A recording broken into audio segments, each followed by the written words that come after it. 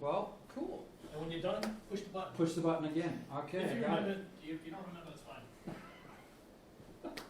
All right, well, welcome to the Absolute Beginner's Guide to Drupal. Fortunately, this is not being videotaped, so they don't know how many people are in the room. The slides are being videotaped and our voices. So, email address, Rod at OSTraining. My handle is I'm RodMartin. I tried to get RodMartin.com one time, and apparently a big football player owns it, won't give it up. So, this is where I live, Dillsboro, Indiana. That's the whole town right there. 2 water towers, a school, and a liquor store. And that's about it. So I play ice hockey a couple times a week, as I just mentioned, and then I ride a motorcycle pretty much everywhere I go. I've been teaching Drupal since 2011, and did most of the Drupal cons, the Absolute Beginner's Guide to Drupal throughout the Drupal cons in the early 2000s and things like that. So a lot of fun. I don't know if you've ever seen this cartoon. It's old, it's really old, and I hate even using it, but I'm going to use it for a reason this morning. So the skills and knowledge necessary, the learning curve of WordPress and Joomla are pretty low, and then of course you add Drupal to the mix. And have you seen this cartoon before? Okay, it's been around forever. That makes sense. Yeah, it does, right? That's how I feel. Is that Well, is and that a lot of bulldozer people- up there? Sorry, what's Is that? that a bulldozer on the top? It is a bulldozer. Yes, that makes perfect sense. And that's Yeah, me pushing falling off. bodies Yeah. off the cliff, right. Well, in my opinion, it's really not that bad anymore.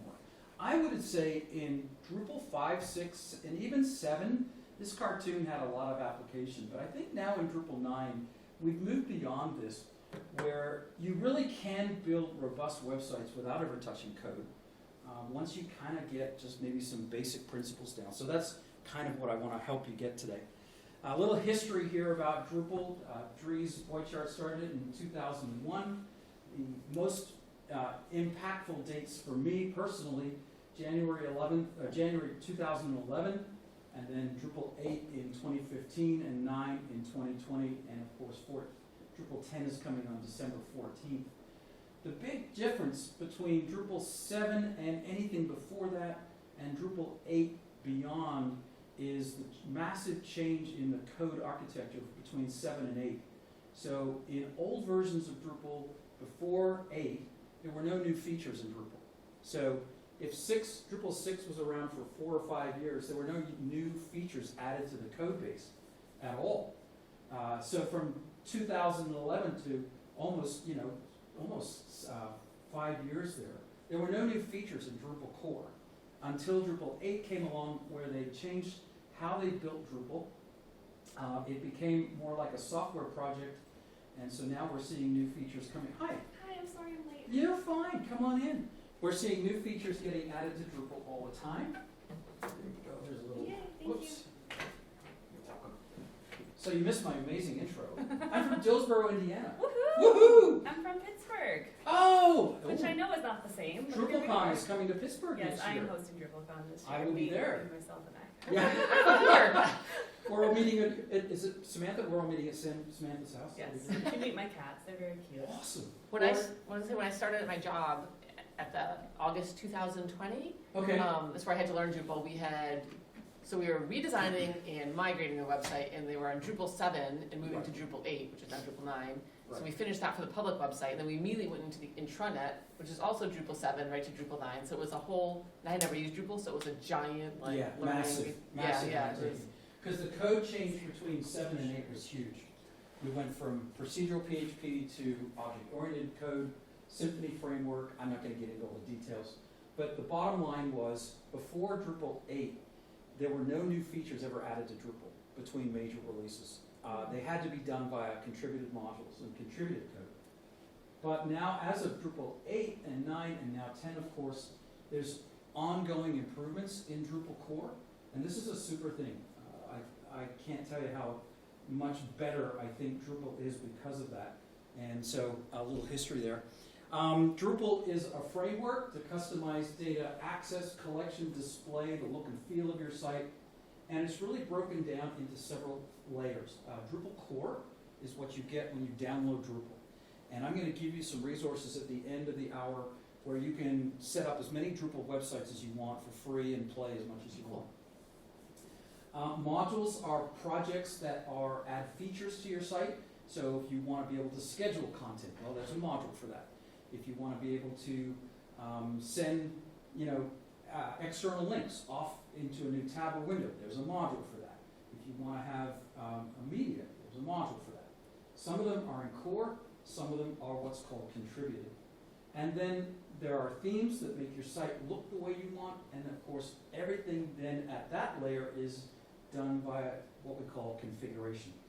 So data collection, data access, and display, and all of that stuff. Drupal works on PHP, Symfony, and Twig. You don't need to know that in order to use Drupal. PHP is the programming language, Twig is the theming language, Symfony is the underlying framework. When someone comes to your Drupal website, here's what actually happens. And this is, I always find this interesting to talk to new people about. Because I grew up, we wrote HTML, and it was in folders. And if you wanted to change the logo, you had to update, 500 pages and upload that whole crap again. Well, when someone comes to your site and goes to the front page, for instance, Drupal runs a whole bunch of PHP scripts where they load core and what's called contributed modules or projects, including access to the database, and it starts to pull all that information together and put it into a series of what's called Twig files. Twig files are theming files. There are hundreds of these things. And Drupal will output your site without any theme at all. It's ugly, right? It's just plain old coming straight out of the database. And then your theme takes over. And if you think of Drupal theming, all Drupal theming is overriding what core outputs. So everything in your theme is simply an override. And your theme has the final say, and so your theme makes your Drupal site look whatever way you want it to look. Drupal's open source. It's like, okay. My slides aren't advancing. There we go. Drupal's open source. It's like anything else that's open source, MySQL, PHP, Joomla, WordPress, Git. All of these are open source projects, which means you can download it, use it, do whatever you want with it. You just can't repackage and sell it. That's pretty much the only thing you can do. Would you mind going back, actually, one slide for one second? I was just writing something. Absolutely. Okay, got it, thank you. I'm going to give you copies of all these. Oh. I've got them for you. Even better. Yeah. I'm like, how fast can I write? I'm sorry, I should have mentioned that. No, that's okay. I've got a link to all of the slides at the end. That's awesome. So if you want to know who uses Drupal, Drupal.com/showcases is a good place. But let me give you some of the highlights. Princeton, MIT, Harvard, Stanford in the education space as far as really large universities go, University of Colorado, and more. In the business space, Tesla.com is a Drupal 9 site. Of course, everybody needs a Tesla right now with their stock prices going through the floor.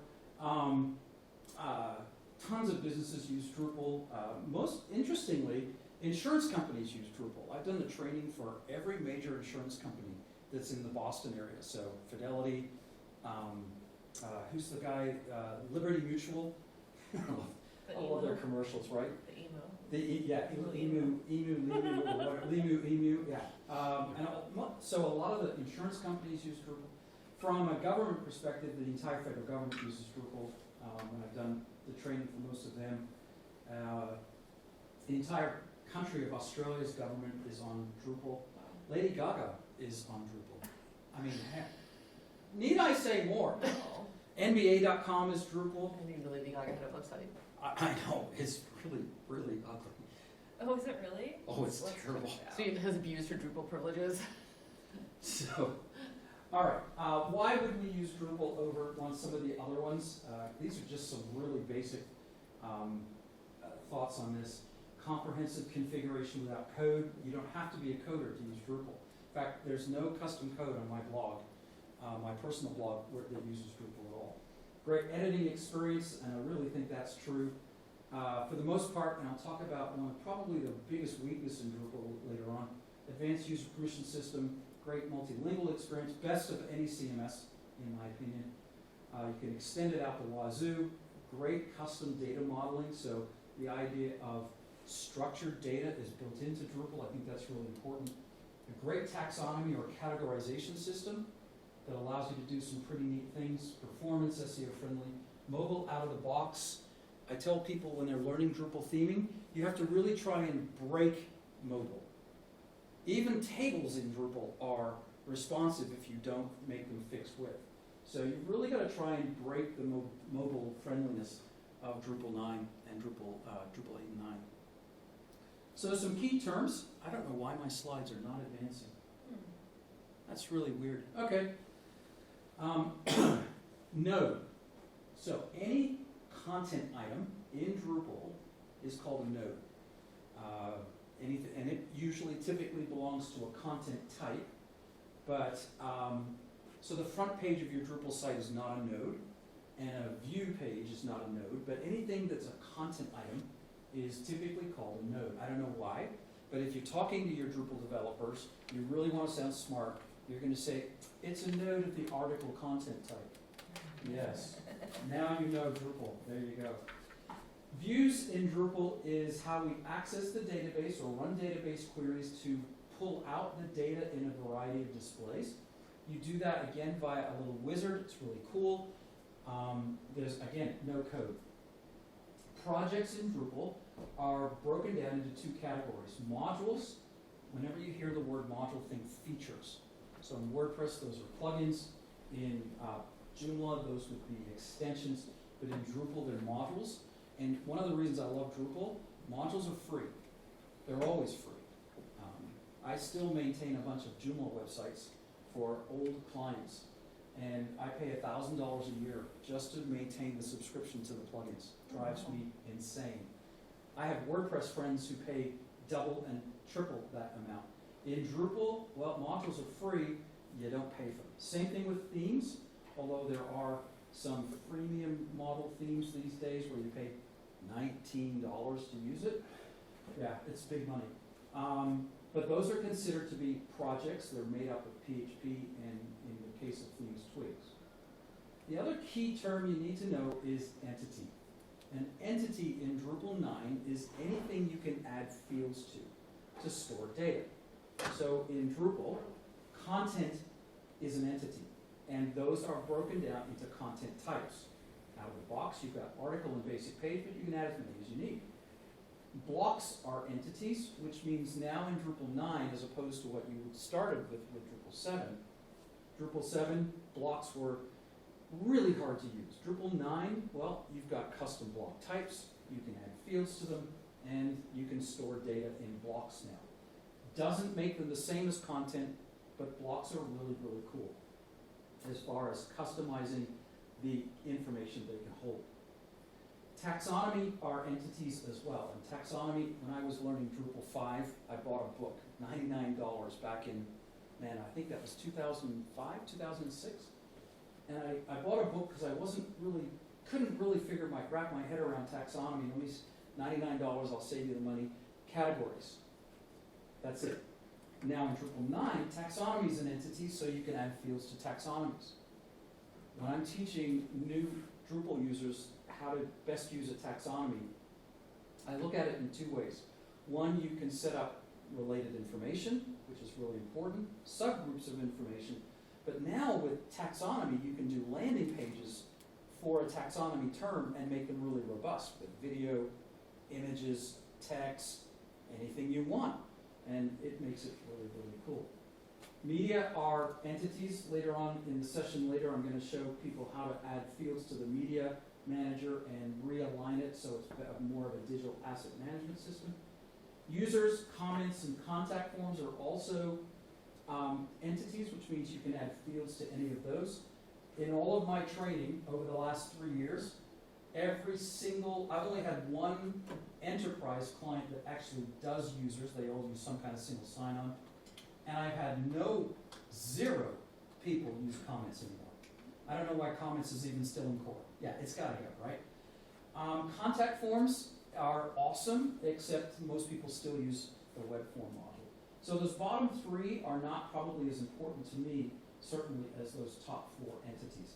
Anything you can add a field to and store data in Drupal is an entity.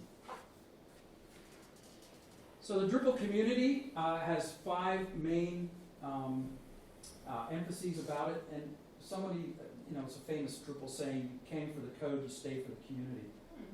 Really encourage you to get involved, or at least check out the Drupal community at drupal.org. Prioritize impact, better together, strive for excellence, treat each other with respect, and enjoy what you do.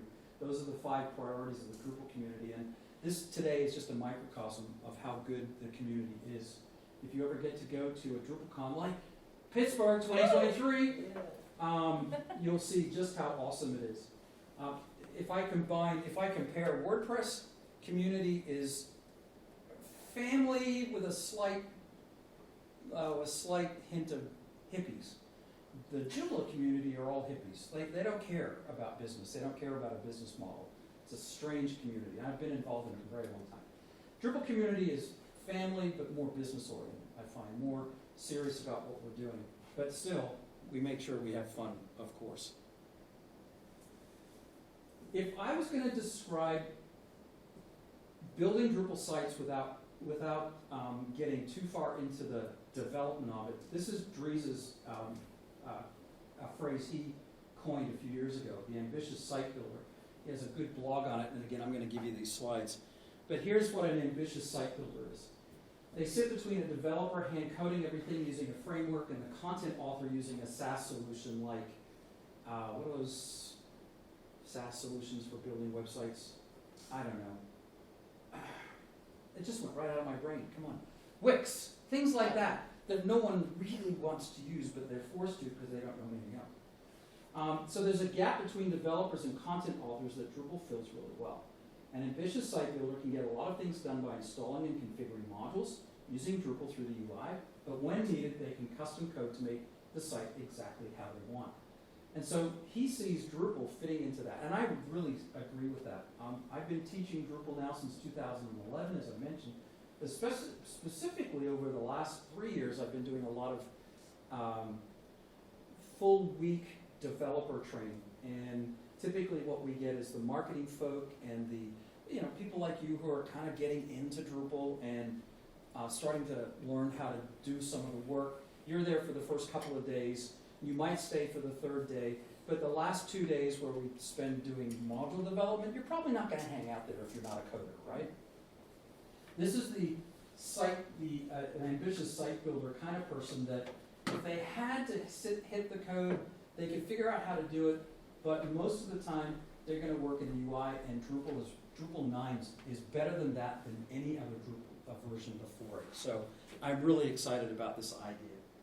All right, 30,000 foot view, 3 C words here: content, configure, and community. I do have a question, but you might get to it, so I'm going to wait. Go ahead. No, go ahead. I'm curious why folks are so hesitant with the upgrades from 7 to 9. Is it just that it's... Because the architecture underneath has completely changed. It's not an upgrade; it's a migration. We just did it, and it was massive. It's a pain. Yeah. It's time consuming, is what I'm hearing. Is it complicated, or is Yes. it just that it's both? But it depends. So if you have a standardized Drupal 7 site with no custom code and standard modules you downloaded and implemented, it's actually not that bad. There's a whole migration path that you can follow. But most enterprise sites have custom code, custom integrations, all that kind of stuff. It can be quite a nightmare. The underlying code went from what's called procedural PHP to object-oriented PHP. Mm-hmm. So when Drupal 8 was announced, a whole lot of people got mad. Because, and I learned PHP in 1999. That's how old I am. So for years, I'm doing procedural PHP. Well, it's like learning a new language. So from 7 to 8, not only do you have to relearn Drupal, not only do you have to do a migration, you have to relearn PHP, the underlying code base, and approach everything from a completely different way. I see. So it was a big one. Now, going forward, however, 8 to 9, 9 to 10, simple. So 7 to 9 is still having to learn that new PHP? Yes, if you're a Drupal 7 developer and you don't know object-oriented PHP, you are learning a lot of new stuff. Wow. Yeah. So I can understand from like an agency perspective, if you're having It was to a do tough move. hours, you're not just doing a migration, you're doing like 10 times the work. But you only have to do it once. Only to do it once. Yeah. So again, even for myself, when I made the leap, I still have to look stuff up because it was just so ingrained, right? But I think once you make the move from procedural to object-oriented, there's no going back. I see. It's just so much better, and you get very immersed in it very quickly. So a good PHP developer going from 7 to 9 will only need to learn it once, and it's not a big stretch. Okay. So, That's really especially if that person knows JavaScript or any other object-oriented code base, then it's really actually simple. It's just a matter of redefining your approach to the functions and some of those things, and it's actually not that bad. Okay. That But it sounds was a cool. big leap. Yeah, it sounds like it. Yeah, it was. And that's why there's still so many Drupal 7 sites out there. Mhm. But they need to update. The advantages of going to 9 and now 10 are significant. For sure. So I'm going to give you a few keywords. Content. Drupal is a content management system. You think content first, and I've given you a site building workflow chart there. The first thing on that site building workflow is content and content types. So that's where you always start with Drupal. Configuring Drupal means you're using the UI to get it to the place where you want it to be. And I'll show you a little bit about that, assuming we have some time here. And then again, the other C is the community. Don't ever forget, there's a massive, tens of thousands of people who use Drupal who are there to help. And I've got some links at the end of the presentation for places to go for some help there. And then 3 more C's. Core is what you get when you download Drupal. Contributed is what you can download from Drupal.org to add features. And then, of course, custom. There's custom themes, custom models. You can customize Drupal out the wazoo to be whatever you want. And so our site building workflow looks like this, and I use this in all of my training. When you're building a Drupal site, the first thing you want to think about is content, right? Content types.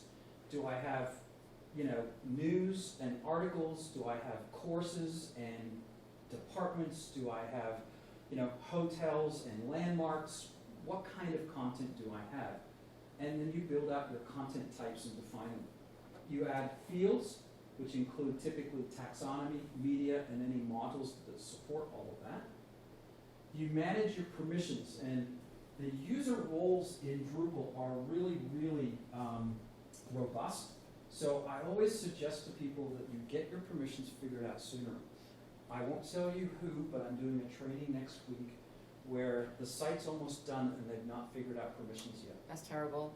I would say we have taxed the permissions, Yeah. like our permissions are so, like it's, and it's ongoing too Yeah. sometimes. We Yeah. actually we're in the middle of a weird issue with Drupal where, I don't know if it's a caching issue or something for the past 2 weeks where it looks like it's messing around with people's permissions. Oh, But I think it's actually a caching issue, like our admin toolbars are disappearing.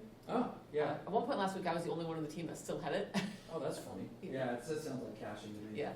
So, but I always, again, mention that this is a cycle.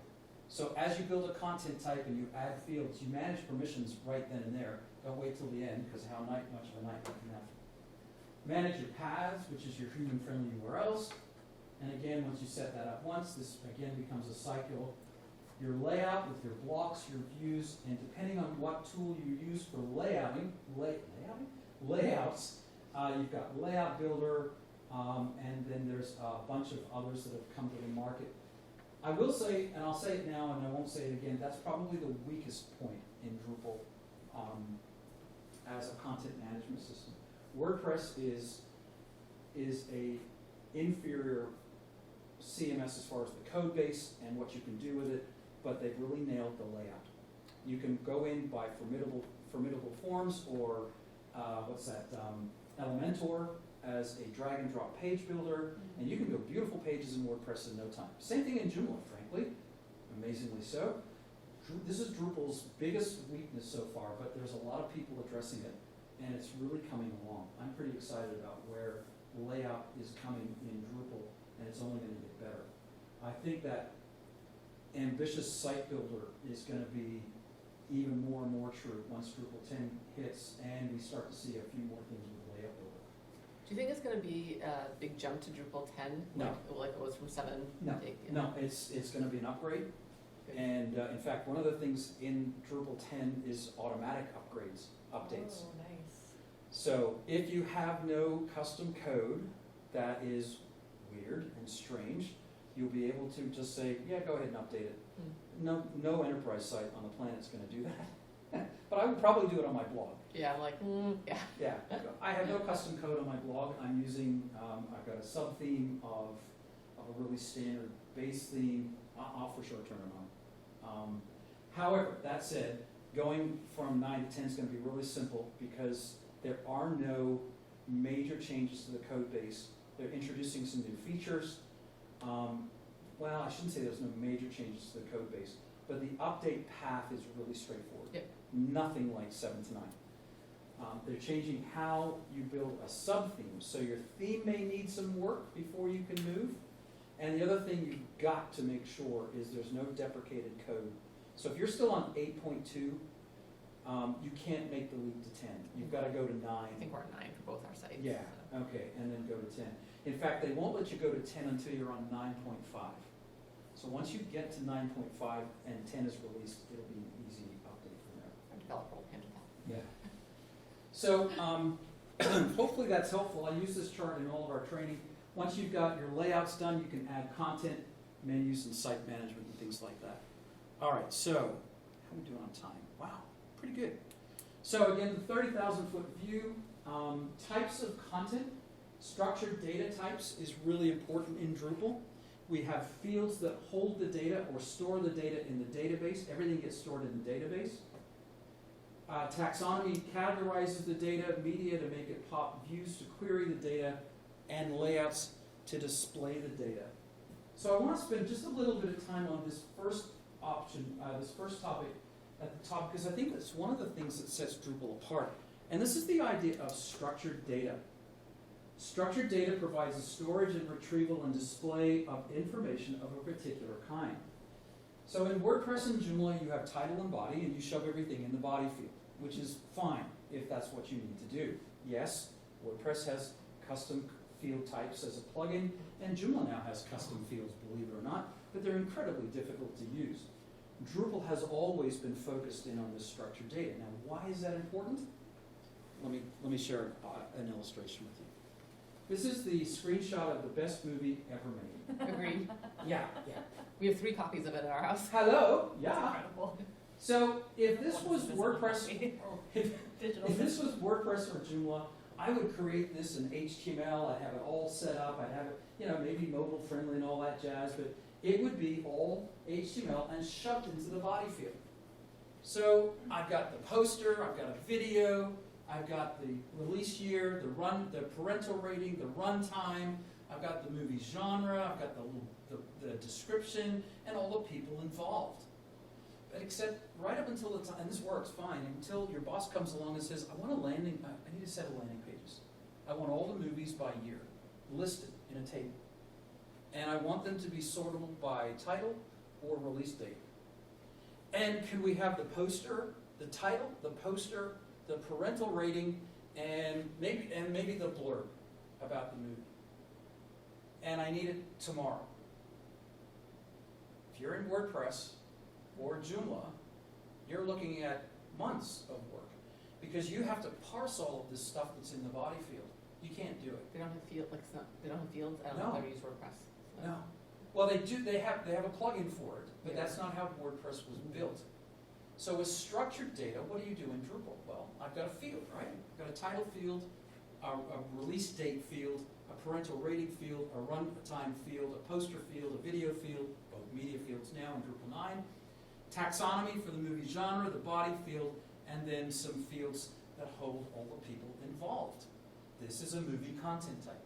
So, boss comes along and says, I want to list a page that lists all the movies from 1987 by title, and I want this, and this, and this in it, and 5 minutes later, you're done. In my training, people go, you can't do that. People who are new to Drupal go, that's really hard. So I do that exercise with them later on in the training, and they go, you weren't kidding. No, I wasn't. Literally, 5 minutes later, I've got that page. Now,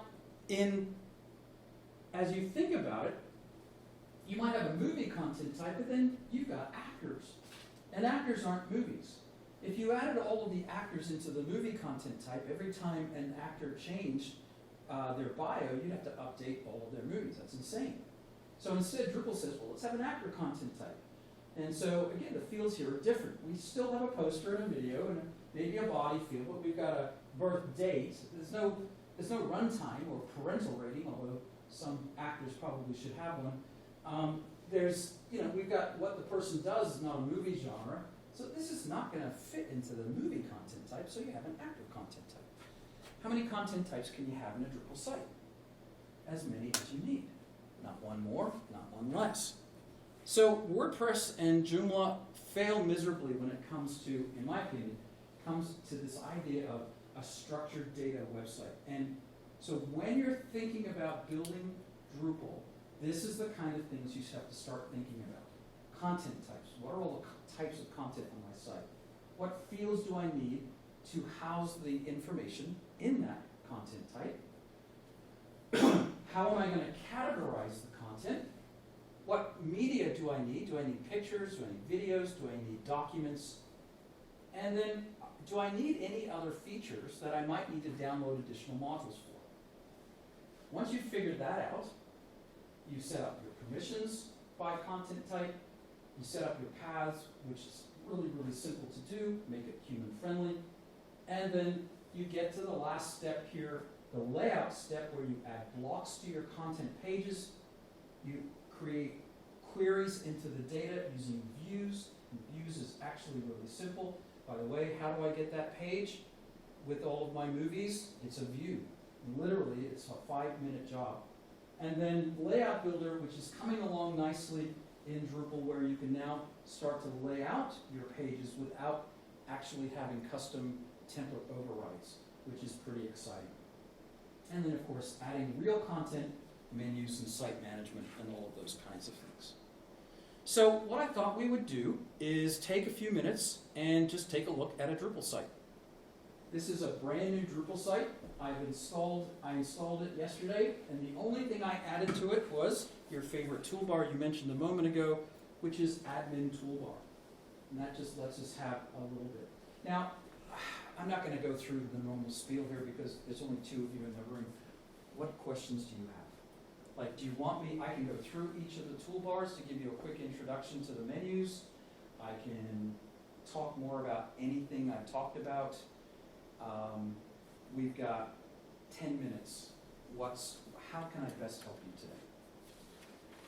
I'm pretty comfortable with the toolbars. Okay.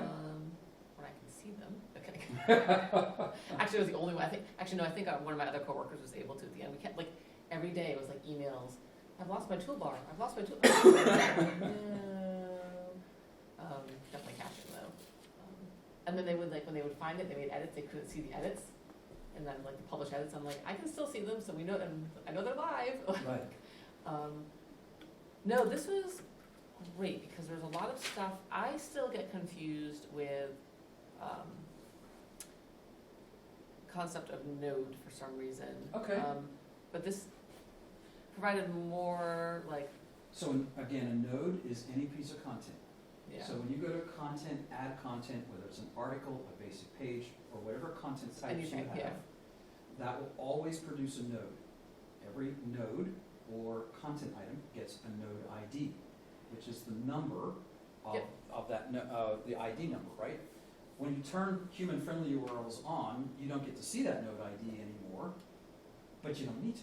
We see it when we go into the edit for the page. Exactly. Yep. Or I discovered when I'm doing redirects, for some Yes. strange reason, it wants The node ID. the node for where you're directing it to, but not necessarily the one where it's coming from, Right. which is, and I haven't quite figured out why, because that's not how my redirect gens. Yeah, so with redirect module like that, you're always better to use the node ID anyway. Yeah. The node ID will never ever change. But if someone changes the URL Yep. alias, it will, the URL alias will change. So you always want to use the node ID. By the way, you know the easiest way to find the node ID? By far the easiest way. If I come here and click content, add content, and I'm just going to actually quickly create a basic page.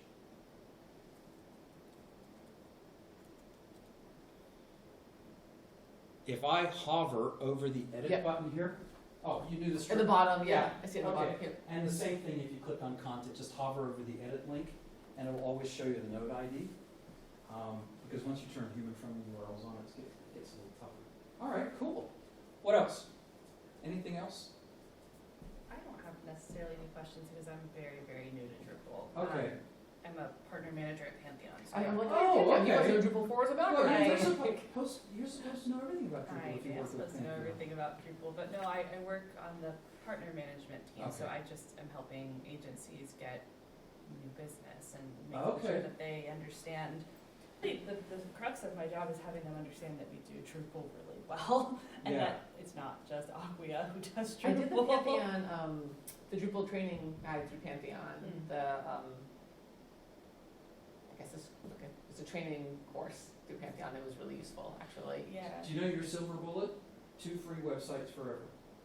That's your best feature for people who are new to Drupal looking for help. 2 free websites for, but it's also our, our sandboxes. That's what I'm saying. Oh yeah, well, it's unlimited Yeah. sandboxes when you're an agency, as long as you have a Right, card dashboard. well, yeah, you're working with agencies. I work with end users mostly, I so see. I always say 2 free websites forever.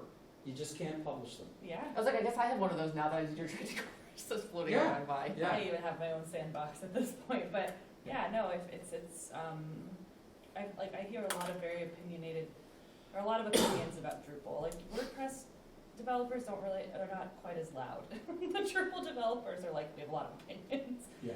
And this is helping me contextualize the metaphor that people keep telling me to understand the difference between Drupal and WordPress, which is Drupal is like a box of Legos, like create something Yes. yourself, and In fact, I used to use WordPress that. is Yeah. is like a content. There is like a model structure. Like my niece is obsessed with both of those things. Right. and Yeah, I used to use understand. that Lego brick model in my early Drupal 7 classes. In Yeah. fact, I think it's still on YouTube somewhere. You can probably find that. Is it still I'm applicable? gonna find I you mean, on LinkedIn, Rod, so I can. What's the? like, does that still work, calling it a Lego brick Oh, model? yeah. That analogy absolutely works. Because you're pulling together basic core and then the outside modules, the contributed modules that can fit together. And here's the other thing, WordPress versus Drupal, and Joomla for that matter, Drupal modules always work together. There's a very strict standard about how modules are built in Drupal. I was gonna ask that about, like, when you go into the Drupal site, you see modules that people have put in there, I'm assuming I know have they all been like Yeah, approved? they've all been and vetted, approved? they're all approved. Like, Think of the Drupal site as the Apple Store and WordPress and Joomla like the Android Store. Wild West, no checks, no balances. You can install a WordPress plugin, it'll take your site down. Yeah. That'll never happen in Drupal. Wow, interesting. Yeah. So there's some, now again, I'm not bashing WordPress, because WordPress still owns 67% of the market I share. think WordPress is easier for just individual people who want a Yeah. website to go put one together. Yeah. Exactly. So Drupal.org then is your place to go. I just want to get to this last screen because there's a lot on it. Oh, I don't know why that's doing that. There we go. And again, I'm going to give you all these. I was slides. like, I can't write that. No, you don't need to. So obviously I'm here with OSTraining. Although if so I was I've like got smart, I would just take a picture of it. I've got to promote OSTraining because that's who paid my way here. Nice. I'm a contractor with OSTraining. I used to be a part owner, full disclosure. But OSTraining is a great Drupal training site, lots of videos. I probably got close to 1,000 Drupal videos at OSTraining. Drupal.tv is a free resource that has every Drupal. I really feel bad now that, I do have Pantheon there. Yay, I don't feel bad now at all. Drupal.tv, all the free sessions from all the camps and cons over the last 5 years. Like thousands of hours of free stuff. You don't have to pay to go to DrupalCon Pittsburgh. You can just wait a few months and all of it will be there. Of course, I'm going to pay to go to DrupalCon. Stack Exchange, if you ever ask Google a Drupal question, you'll end up either at Drupal.org or you'll end up at stackexchange.com. The only thing I'd say about there is don't ask stupid questions. Always make sure you've looked for the answer before you ask the question. Yeah. Because if you ask the same question that somebody's asked 10 times, you'll get yelled at. And they're not very nice about it. Drupal's on Slack, you can just Google that.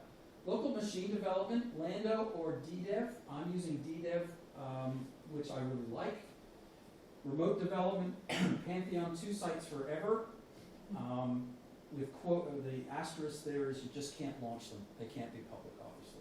But I promoted that out the wazoo through the years. Thank you. And really absolutely terrific service. Acquia does not offer that. In fact, nobody else offers that quite as well, so Pantheon's great for that.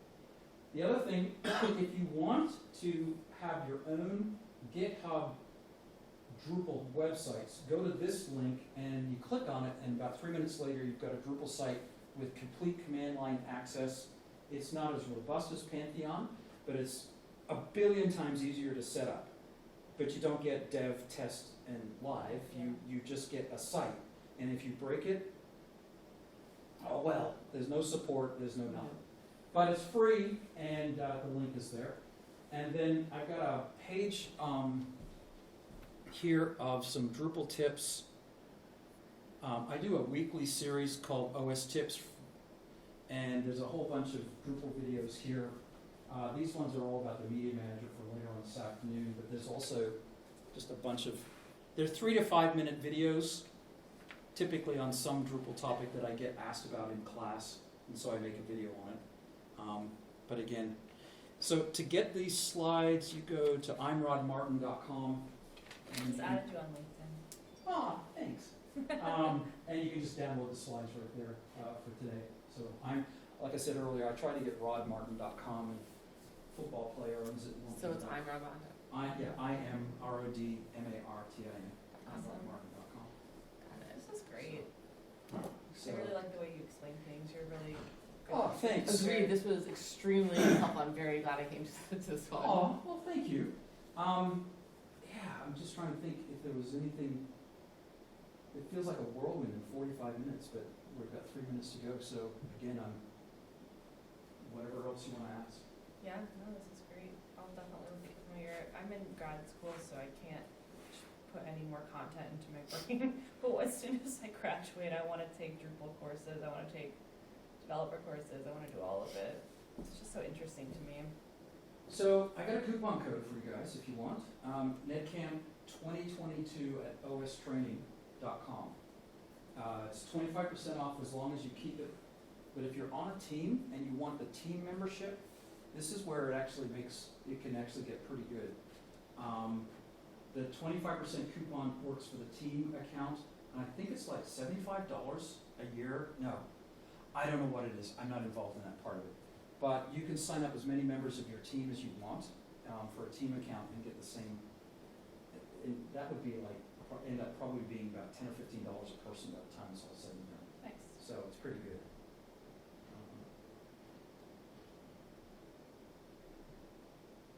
Yeah.